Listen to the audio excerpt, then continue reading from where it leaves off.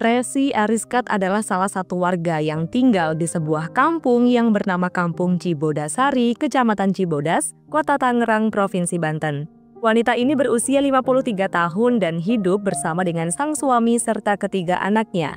Kehidupan Resi terlihat sederhana, wanita itu juga tidak pernah menunjukkan harta kekayaannya kepada orang lain. Selain memiliki sifat yang sederhana, Resi merupakan pribadi yang sangat ramah pada para tetangganya.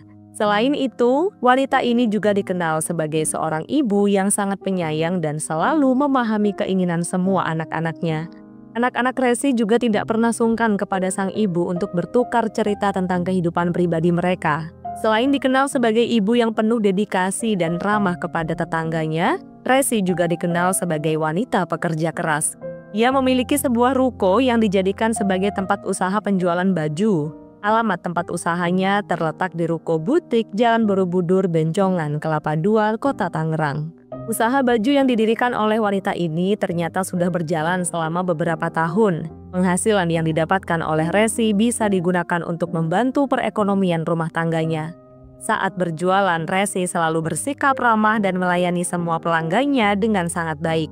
Meskipun banyak pelanggan yang cerewet, wanita ini tetap memberikan pelayanan yang terbaik demi menjaga loyalitas para pengunjung yang lainnya. Karena pelayanannya yang ramah dan sangat baik, banyak sekali pembeli yang datang kembali ke ruko itu untuk memborong barang dagangan Resi. Tidak hanya sekedar ramah, Resi juga dikenal sangat cekatan dan sabar dalam melayani berbagai macam karakter pelanggan yang beraneka ragam. Senyumnya yang tulus dan kesediaan untuk mendengarkan kebutuhan pelanggan membuat banyak orang merasa nyaman berbelanja di tempat Resi. Pelanggan seringkali memuji kesabaran Resi, terutama ketika harus menghadapi pembeli yang membutuhkan waktu lebih lama untuk memilih barang atau saat mereka melakukan tawar-menawar. Keunggulan dalam pelayanan inilah yang menjadi daya tarik utama ruko baju miliknya. Selain pelayanannya yang baik, Resi juga selalu menyiapkan produk-produk pilihan berkualitas tinggi untuk para pelanggannya. Dia sangat selektif dalam memilih barang dagangan yang akan dijual. Mulai dari bahan, model, hingga warna, semua diperiksa dengan cermat untuk memastikan kualitas yang terbaik. Hal ini dilakukan Resi karena ia percaya bahwa kepuasan pelanggan adalah prioritas utama. Tidak heran kalau ruko baju miliknya menjadi salah satu tempat favorit bagi banyak orang, mulai dari kalangan remaja hingga ibu rumah tangga. Bahkan beberapa pelanggan setia sering merekomendasikan tempat ini kepada teman atau keluarga mereka karena merasa puas dengan produk yang dibeli. Setiap hari, ruko baju milik Resi selalu dipenuhi oleh para pelanggan. Saking ramainya, ruko itu jarang sekali terlihat tutup. Resi hanya menutup usahanya pada saat-saat tertentu seperti ketika ada kepentingan keluarga yang mendesak, libur panjang nasional, atau hari-hari besar keagamaan. Meski begitu, ia selalu memastikan bahwa rukonya akan kembali buka secepat mungkin agar tidak mengecewakan para pelanggannya. Ketekunan dan dedikasi Resi dalam menjalankan usahanya menjadi salah satu alasan mengapa bisnisnya terus berkembang. Menjelang momen tertentu seperti Lebaran, ruko baju Resi akan dipenuhi oleh pelanggan yang berbelanja untuk kebutuhan hari raya. Pada masa-masa ini, jumlah pengunjung biasanya meningkat drastis jika dibandingkan hari-hari biasa. Bahkan, tak jarang Resi merasa kewalahan saat melayani customer yang begitu membludak, apalagi ketika beberapa pelanggan datang bersamaan. Namun, hal ini tidak membuat semangat Resi surut. Ia selalu berusaha memberikan pelayanan yang terbaik meskipun dalam kondisi lelah. Selain melayani pelanggan, Resi juga harus mendisplei barang-barang baru yang terus berdatangan. Dia memastikan setiap produk dipajang dengan rapi dan menarik di dalam etalase rukonya. Aktivitas itu tentu saja membutuhkan waktu dan tenaga yang tidak sedikit. Agar tetap bisa menjaga kualitas pelayanan dan mengelola stok barang dengan baik, Resi terkadang mempekerjakan orang lain untuk membantunya. Dengan adanya bantuan itu, ia bisa lebih fokus melayani para pelanggan sambil memastikan operasional rukonya tetap berjalan lancar. Akan tetapi, Resi yang dikenal sangat ramah dan baik kepada para pelanggannya justru mengalami kejadian yang tak terduga dan sangat memilukan. Perlakuan yang tidak pantas ini datang dari salah satu pengunjung rukonya yang pada awalnya terlihat seperti pelanggan biasa. Pada tanggal 1 April 2024, seperti biasanya pagi itu Resi membuka ruko baju miliknya. Wanita itu mulai menyiapkan segala sesuatu untuk menyambut para pelanggan yang datang berbelanja, mulai dari menata koleksi fashion terbarunya sampai memasang manekin di depan ruko. Pagi itu suasana di ruko Resi masih terlihat cukup sepi. Belum banyak pelanggan yang datang sehingga Resi memutuskan untuk memanfaatkan waktu luang dengan membersihkan rukonya. Resi mengambil sapu dan menyapu lantai rukonya hingga bersih. Wanita ini selalu memastikan rukonya dalam keadaan bersih karena baginya kenyamanan pelanggan adalah hal yang utama. Setelah selesai menyapu, Resi melanjutkan kegiatannya dengan mengepel lantai untuk memastikan semuanya tampak mengilap. Aktivitas ini dilakukan Resi dengan penuh semangat mumpung pagi itu pelanggan masih belum terlalu ramai. Kemudian sekitar pukul 10:15 waktu Indonesia Barat, tiba-tiba ada sebuah mobil Toyota Yaris berhenti di depan ruko Resi. Dari kendaraan itu turun seorang wanita berusia sekitar 43 tahun. Wanita ini berinisial ND. Awalnya ND terlihat seperti pelanggan lain yang datang dengan tujuan berbelanja. Melihat ada pelanggan yang datang, Resi dengan sigap menyambut ND. Senyuman hangat yang khas dari Resi juga diberikan kepada pelanggan tersebut. Ia menyapa ND dengan ramah seperti yang biasa ia lakukan kepada setiap pelanggan yang datang ke rukonya. Kemudian dengan nada bicara yang sopan, Resi menyampaikan kalau lantai ruko baru saja selesai dipel. Dia meminta ND untuk melepas alas kakinya sebelum masuk ke dalam ruko agar lantainya tetap bersih dan Resi tidak kerja dua kali. Permintaan ini disampaikan Resi dengan nada lembut dan penjelasan yang logis, mengingat lantai yang basah akan menjadi kotor kalau kembali diinjak dengan alas kaki. Namun, ND menolak permintaan itu dengan alasan tidak mau repot. ND mengaku tidak ingin ribet hanya untuk melepas alas kaki, apalagi hanya untuk memasuki ruko kecil seperti milik Resi. Dengan sikap yang acuh dan mengabaikan pemilik ruko, ND langsung melangkah masuk ke dalam toko tanpa melepas alas kakinya. Perlakuan ini tentu saja membuat Resi merasa kesal. Wanita yang biasanya sabar kali ini tidak dapat menahan emosi dari dalam dirinya. Dengan tetap menjaga nada bicara yang sopan, Resi mencoba menasihati ND. Resi menjelaskan lagi alasan kenapa dia meminta ND untuk melepas alas kaki, sambil berharap ND akan memahami dan bersedia mengikuti aturan sederhana itu. Namun bukannya memahami atau meminta maaf, ND justru semakin memperlihatkan sikap keras kepala. ND tidak hanya menolak permintaan Resi, tapi ia juga mulai membentak-bentak dan mengajak Resi beradu mulut. Pertengkaran antara keduanya pun tidak terhindarkan. Resi tetap berusaha menjelaskan alasannya dengan kalimat yang baik, tapi ND semakin emosional. Nada suara ND semakin meninggi dan raut mukanya terlihat semakin marah ketika Resi mencoba menyampaikan permintaannya. Percekcokan tersebut membuat suasana ruko yang awalnya tenang berubah menjadi sangat tegang. Beberapa pelanggan lain yang sedang berada di dalam ruko mencoba melerai keduanya. Mereka merasa tidak nyaman dengan situasi tersebut dan berharap pertengkaran bisa segera berakhir. Akan tetapi ND tampak tidak peduli dan semakin marah dengan Resi. ND tetap ngotot tidak mau melepaskan alas kakinya. Karena merasa lelah dan sangat marah dengan perlakuan ND, Resi kemudian membentak ND. Saat emosinya sedang di ujung tanduk, di tengah-tengah percekcokan, Resi mengeluarkan kata-kata kasar berupa kotoran manusia ataupun hewan kepada ND.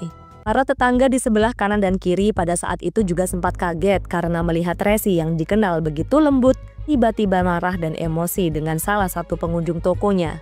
Tetangga ruko Resi kemudian menilai bahwa percekcokan ini kemungkinan besar disebabkan oleh sikap ND. Karena selama ini, Resi dikenal memiliki sifat ramah, lemah lembut dan jarang sekali marah. Para tetangga Resi kemudian berusaha mengeluarkan ND dari ruko Resi. Bukannya keluar, ND justru memaki-maki Resi dengan berteriak-teriak di hadapan orang banyak.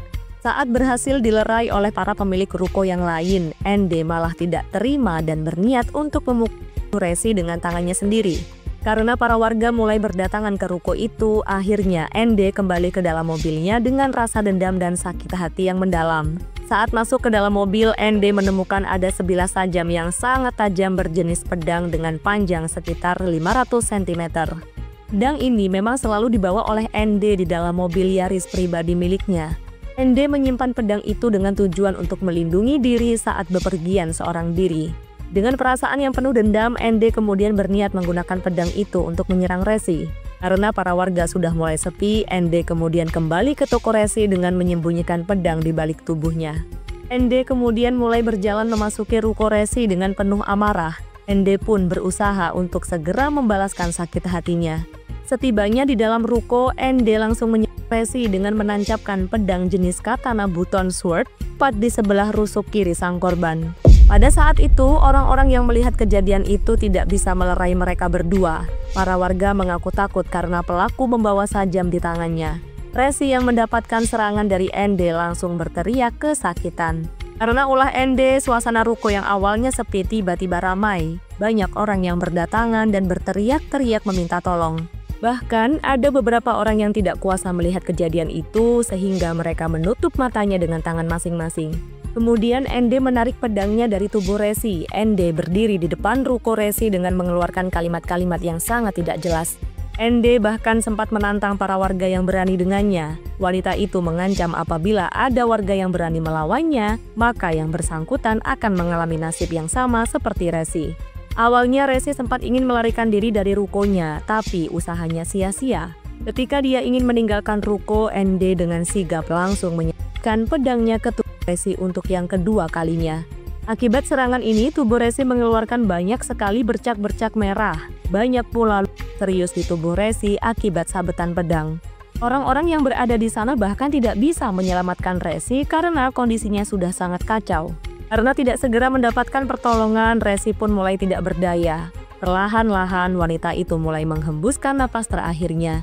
Resi meninggoy di depan rukonya sendiri dengan kondisi yang sangat mengenaskan. Karena melihat kondisi Resi yang terlihat sudah lemas dan tidak berdaya, Ende kemudian mulai meninggalkan ruko itu dengan membawa pedangnya. Kemudian Ende berpikir untuk melarikan diri dari ruko tersebut. Ende pun berlari menuju ke arah mobilnya. Tanpa basa-basi, Ende mengambil kunci mobil yang ada di dalam kantongnya lalu membuka pintu mobilnya. Seketika itu, Ende langsung tancap gas dan melaju dengan secepat kilat. Ende berusaha menghindari amukan massa dan mencoba melarikan diri sebisa mungkin. Akan tetapi, aksi melarikan diri itu berhasil dihadang oleh para warga. Para warga lalu menyuruh Ende untuk turun dari mobilnya, namun Ende tetap bersikeras tidak mau turun dari kendaraannya.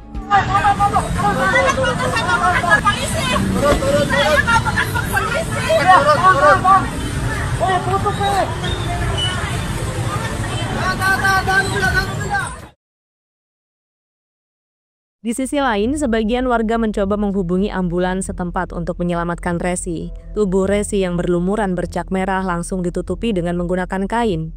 Ende yang berusaha kabur dari amukan massa tetap bersikeras menentang permintaan warga untuk turun dari mobilnya. Dia tetap ingin melarikan diri dari TKP, akan tetapi aksinya berhasil dihadang oleh sebuah kendaraan yang mengangkut tabung gas.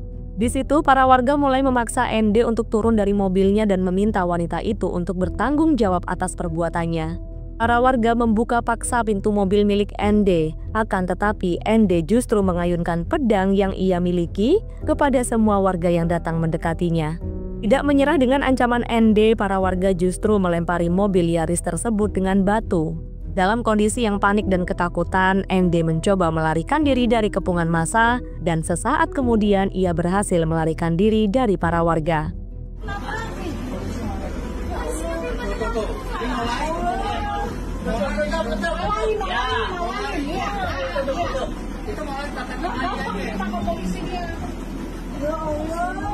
Banyak nih. Ya Allah. Ini kok. Awalnya. Berani amat itu. Ih, perempuan lo. Enggak. Jangan dikasih jalan.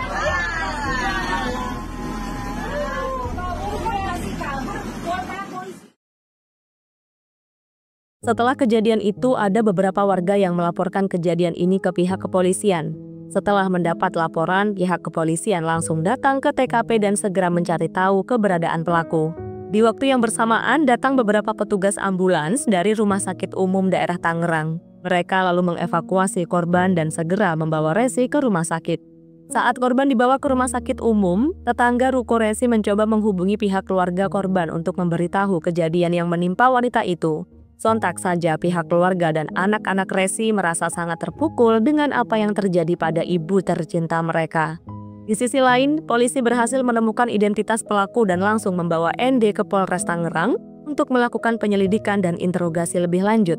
Saat ditanya oleh pihak polisi, Ende mengakui kalau alasannya melakukan kejahatan itu karena merasa sakit hati. Wanita itu juga tersinggung dengan perkataan Resi yang mengucapkan kata-kata kasar kepadanya. Ende tidak terima jika Resi mengoloknya dengan kata kotoran hewan dan kotoran manusia. Akibat sakit hati inilah yang membuat ND akhirnya memilih untuk menyerang Resi dengan menggunakan pedang tersebut.